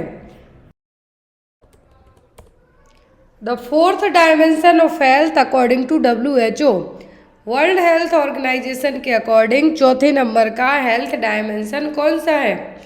ऑप्शन दिए गए हैं यहाँ पर। आपको हेल्थ डिटर्मिनेंट और डायमेंशन में से एक क्वेश्चन आता ही आता है, चाहे ANM का पेपर दें आप या NHM या फिर CHO कोई सा भी एग्जाम दें। तो फोर्थ डायमेंशन कौन सा है? Physical, mental dimension, social dimension या फिर स्पिरिचुअल डायमेंशन? चौथे नंबर का डायमेंशन कौन सा है? तो जो फोर्थ डायमेंशन है वो है यहाँ पर आपका स्पिरिचुअल डायमेंशन। कौन सा? Spiritual dimension. टोटल 5 डायमेंशन होते हैं। First physical, mental, emotional, spiritual and last one is the social. तो यहाँ पर जो हेल्थ डायमेंशन है, ये डायमेंशन एक से दूसरे को अफेक्ट करते हैं। हेल्थ की डेफिनेशन क्या है WHO के according? Health as a state of physical, mental and social wellbeing in which any disease and infirmity are absent. तो यहाँ पर क्या WHO के अकॉर्डिंग हेल्थ की डेफिनेशन है। तो इसमें जो 5 डायमेंशन है जिसमें से चौथे नंबर का पूछा गया है तो वह स्पिरिचुअल डायमेंशन, और 5वां पूछते तो वो होता social dimension. First physical, mental, emotional, spiritual and last is the social dimension. एक डायमेंशन दूसरे डायमेंशन को डायरेक्टली है जो क्या करेगा? अफेक्ट करने का काम भी करेगा। Next is a couple with one child has been trying without success for several years to have another child. The following terms would describe the situation. एक कपल है, एक चाइल्ड उनका ऑलरेडी है, लेकिन वो कई सालों से कोशिश कर रहे हैं कि उनको दूसरा बच्चा भी हो जाए, लेकिन क्या हो रहे हैं? अनेबल हो रहे हैं, नहीं हो पा रहा है। तो ये क्या है? प्राइमरी इनफर्टिलिटी, सेकेंडरी इनफर्टिलिटी, स्टरलिटी या फिर इरिवर्सिबल इनफर्टिलिटी। तो यहाँ पर क्या है कि एक बच्चा हो गया है तो लेकिन अब दूसरे के लिए ट्राई कर रहा है तो हो नहीं रहा है। तो स्टरलिटी तो है नहीं क्योंकि एक ऑलरेडी हो गया है, और ना ही ये प्राइमरी होगा क्योंकि एक बच्चा ऑलरेडी है। दूसरे के लिए कोशिश कर रहे हैं तो ये कहलाएगी सेकेंडरी इनफर्टिलिटी।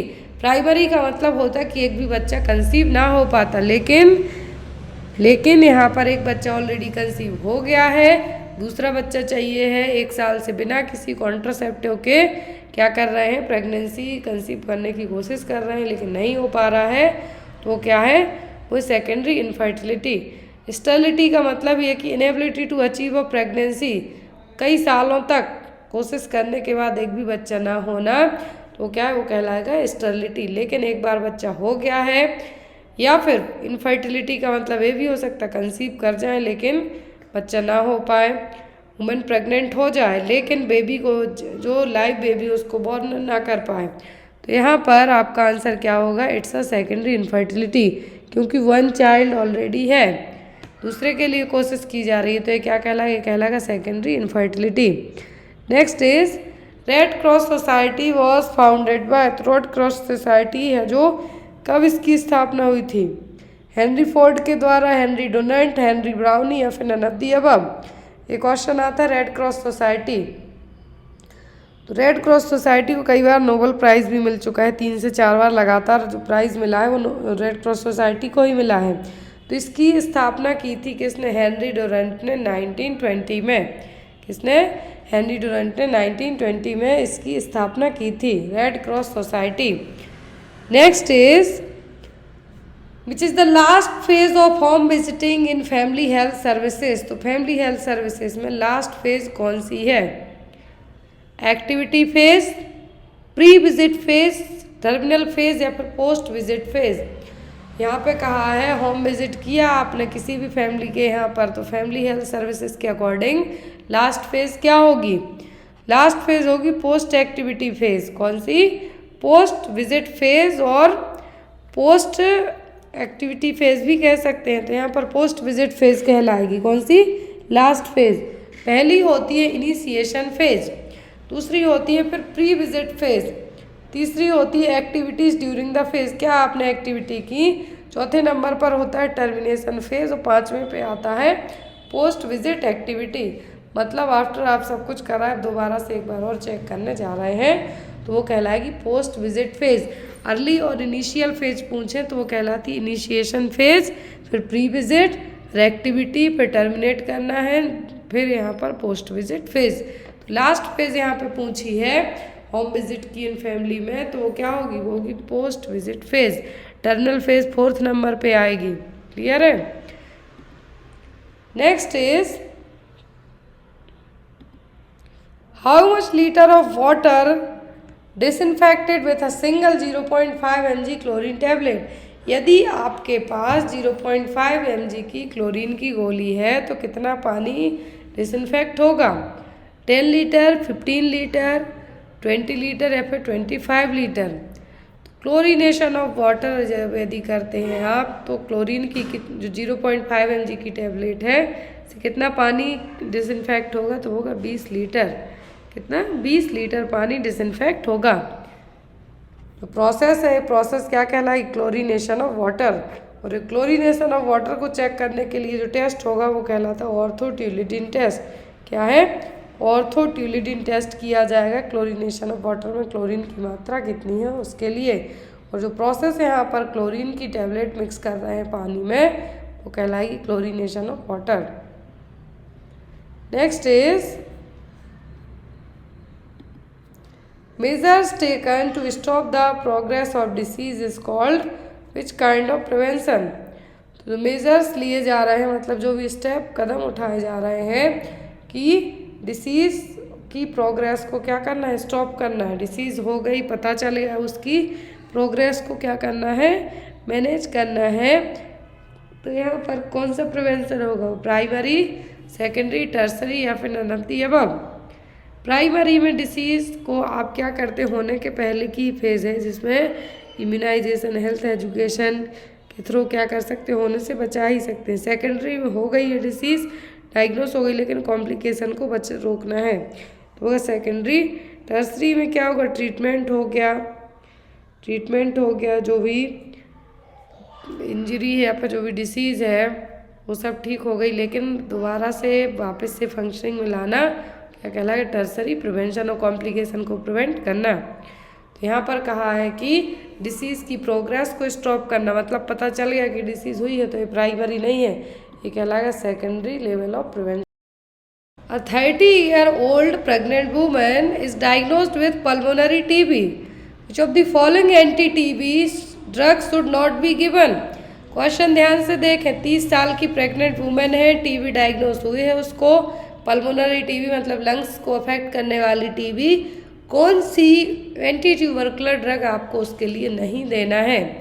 स्ट्रेप्टोमाइसिन, आइसोनियाजिड, इथाम्ब्यूटल या फिर रिफाम्सिन। तो यहाँ पर कौन सी ड्रग नहीं देना? स्ट्रेप्टोमाइसिन, आइसोनियाजिड, इथाम्ब्यूटल या फिर रिफाम्सिन। प्रेगनेंसी में ऐसी कौन सी ड्रग आप देंगे जो बेबी को अफेक्ट करेगी, हार्म पहुँचा सकती है? तो वो होगी स्ट्रेप्टोमाइसिन। वही ड्रग आपको नहीं देना है क्योंकि ये टेरेटोजेनिक इफेक्ट करके प्रेगनेंसी में क्या करेगी? जो बच्चा है, फीटस है, उसको हार्म पहुंचा सकती है, प्री टर्म डिलीवरी करा सकती है, बच्चे की डेथ हो सकती है, यूट्रस में कुछ भी हो सकता है। तो स्ट्रेप्टोमाइसिन कॉन्ट्राइंडिकेट रखी गई है कब? Pregnancy. Following albendazole therapy nurse need to educate the parents to observe stool for. तो एल्बेंडाजोल थेरेपी है जो दी जाती है 1 साल की उम्र से ज़्यादा के बच्चों को दी जाती है। यदि बच्चे की उम्र 1 साल से कम है तो एल्बेंडाजोल नहीं दी जाती। अब 1 ईयर के बाद दी जाती है। एग्जाम में क्वेश्चन आ चुका है CHOK में, ऑप्शन में था आपको, लेकिन ना तो वहाँ 1 ईयर था, लेस देन 1 ईयर करके दिया गया था। तो एल्बेंडाजोल कभी भी 1 साल से कम उम्र के बच्चों को नहीं दी जाती है। क्लियर। अब यहाँ पे यदि एल्बेंडाजोल थेरेपी दी जा रही है बच्चे में, जो कृमि मुक्त दिवस मनाते हैं हम, उसी के दिन है जो गवर्नमेंट स्कूल में, गवर्नमेंट जो संस्थाएं वहाँ पे बच्चों को दी जाती है, आंगनवाड़ी में दी जाती हैं। तो एल्बेंडाजोल थेरेपी देने के बाद पेरेंट्स को क्या आप समझाएंगे कि आप स्टूल ऑब्जर्व करें? क्यों? मेलेना के लिए, मतलब ब्लड मिक्स्ड स्टूल है इसलिए ऑब्जर्व करना है। क्या? मेलेना का मतलब होता है blood mixed stool. Passage of warm clay coloured stool या फिर नन ऑफ द अबव। क्यों आप कहेंगे कि एल्बेंडाजोल थेरेपी देने के बाद आप अपने बच्चे के स्टूल को ऑब्जर्व करें? जस्ट बिकॉज एल्बेंडाजोल और मेबेंडाजोल देने के बाद जो भी वार्म रहेंगे वो क्या होंगे? मरेंगे। मरने के बाद क्या है? स्टूल के साथ, फीकल मटेरियल के साथ बाहर आएंगे। इसीलिए आपको क्या करना है? डिवॉर्मिंग एजेंट है एल्बेंडाजोल, तो ये जो वॉर्म को क्या करेगा, मारेगा, और मरने के बाद क्या करेंगे, जो वॉर्म है फीकल मटेरियल के साथ बाहर आएंगे। तो इसीलिए आपको क्या करना है कि आप पैसेज ऑफ वॉर्म के लिए ऑब्जर्व कर रहे हैं कि स्टूल के साथ वॉर्म आए हैं या नहीं। क्लियर। एक क्वेश्चन और है, बहुत एग्जाम में आता है। एक क्वेश्चन है यहाँ पर, according to Maslow hierarchy needs of theory the highest level is, 3 level होते हैं यहाँ पर, इसमें जो 5 लेवल में पूरी थ्योरी डिवाइड की जाती है।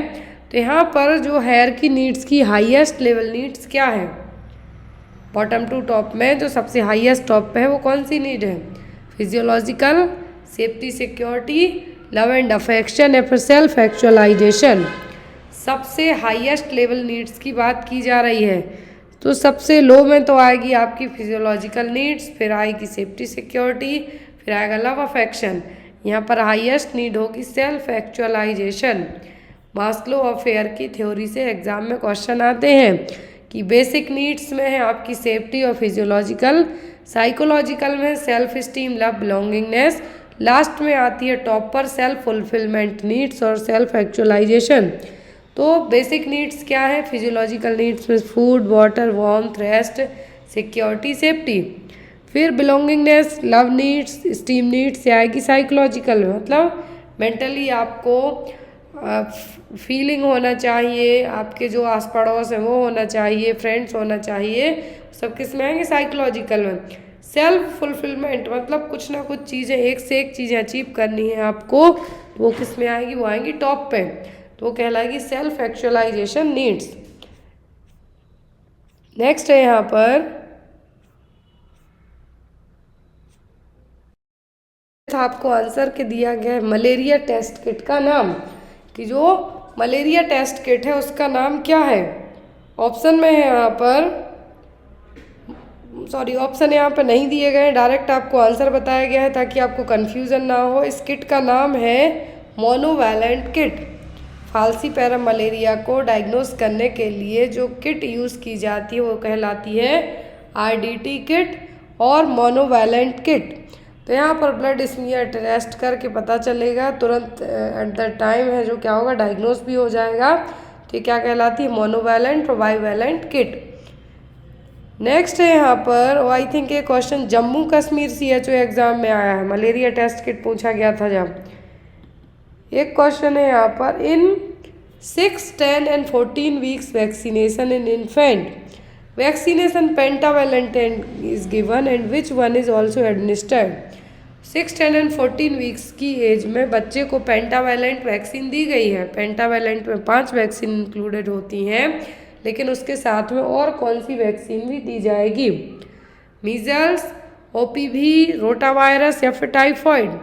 कौन सी वैक्सीन दी जाएगी 6, 10 और 14 वीक्स में पेंटावैलेंट के साथ में।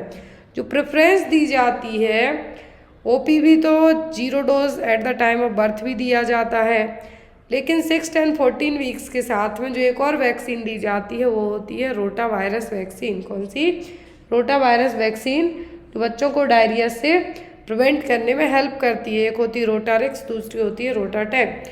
तो जो वैक्सीन दी जा रही है यहाँ पर, वैक्सीन का नाम क्या है, रोटावायरस वैक्सीन।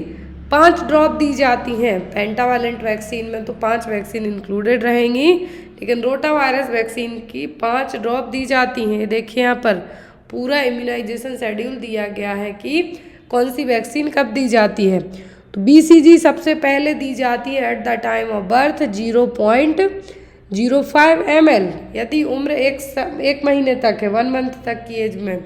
लेकिन यदि उम्र 1 महीने से 1 साल तक की हो गई तो डोज भी बढ़ के 0.1 ml हो जाएगा। 1 साल तक ही दे सकते, फिर इसको नहीं दे सकते हैं। फिर यहाँ पर इंट्राडर्मल रूट से देने वाली एक ही सिंगल वैक्सीन यही है। इंट्राडर्मल जो दी जा रही है यहाँ पर, एक तो IPV दी जाती है और दूसरी दी जाती है BCG। तो यहाँ पर जो BCG दी जा रही है कैसे होगी, इंट्राडर्मल होगी, लेफ्ट अपर आर्म में। याद रखें, परमानेंट स्कार फॉर्मेशन भी यही वैक्सीन करेगी। इसका जो डाइल्यूएंट है वो क्या है, नॉर्मल सलाइन। फिर हेपेटाइटिस बी का बर्थ डोज दिया जाता है at the time of birth with in 24 घंटों के अंदर 0.5 ml intramuscular anterior lateral side vastus लैटरलिस muscles में दिया जाएगा। फिर जो at the time of birth एक और वैक्सीन दी जाती है वो होती है ओपीवी का 0 डोज दिया जाएगा। ये 0 इसलिए कहलाता है इसको बाद में, क्योंकि 6, 10, 14 वीक्स के साथ में इसको फिर से दिया जाता है। तो यहाँ पर आपको ऑप्शन में हो सकता है थोड़ी सी कन्फ्यूज़न हो, तो ओपीवी भी दिया जाता है 6, 10, 14 वीक्स में, और रोटा वायरस दोनों दिए जाते हैं। क्लियर, दोनों दिए जाते हैं, ओपीवी भी दिया जाता है और रोटा वायरस भी दिया जाता है 6, 10 और 14 वीक्स में। तो यहाँ पर ओपीवी का 6, 10, 14 वीक्स में 5 साल की उम्र तक इसको दिया जाता है। यदि इनकेस इसको 6, 10, 14 वीक्स में नहीं दे पाए तो आगे पीछे भी दे सकते हैं, लेकिन रोटा वायरस मैंने मार्क इसलिए किया क्योंकि इसी के साथ में ही दिया जाता है। पोलियो रोटा वायरस को देते टाइम में बीच में एक गैप रखा जाता है 15 से 20 मिनट का, तो लेकिन यहाँ पर हॉस्पिटल में प्रेफरेंस दे दी जाती है। यदि पेंटावैलेंट दिया गया है तो after that orally rota virus को दी जाती है। पेंटावैलेंट में जो वैक्सीन होती है होती diphtheria, pertussis, tetanus 3, hepatitis B plus, haemo plus influenza type B vaccine दी जाती है इंट्रामस्कुलर रूट से anterior lateral aspect of the thigh 0.5 ml। OPV की 2 बूंद हैं जो दी जाती हैं। फिर यहाँ पर रोटा वायरस दिया जाता है 5 ड्रॉप 6, 10, 14 वीक्स में ओरली इसको दिया जाता है। न्यूमोकोकल इंट्रामस्कुलर दिया जाता है 6 वीक और 14 वीक्स में, और जब 9 महीने कंप्लीट हो जाए तो बूस्टर डोज। मीजल्स जब पूरे 9 महीने हो जाएं तब 9 महीने से लेकर 12 महीने के बीच में। फिर विटामिन ए का फर्स्ट डोज दिया जाता है मीजल्स के साथ में 9 महीने की उम्र में ओरली 1 ml। 5 साल की एज तक 1 लाख आयु। तो यहाँ पर क्या है, एक बेसिक चार्ट दिया गया है, इम्यूनाइजेशन चार्ट।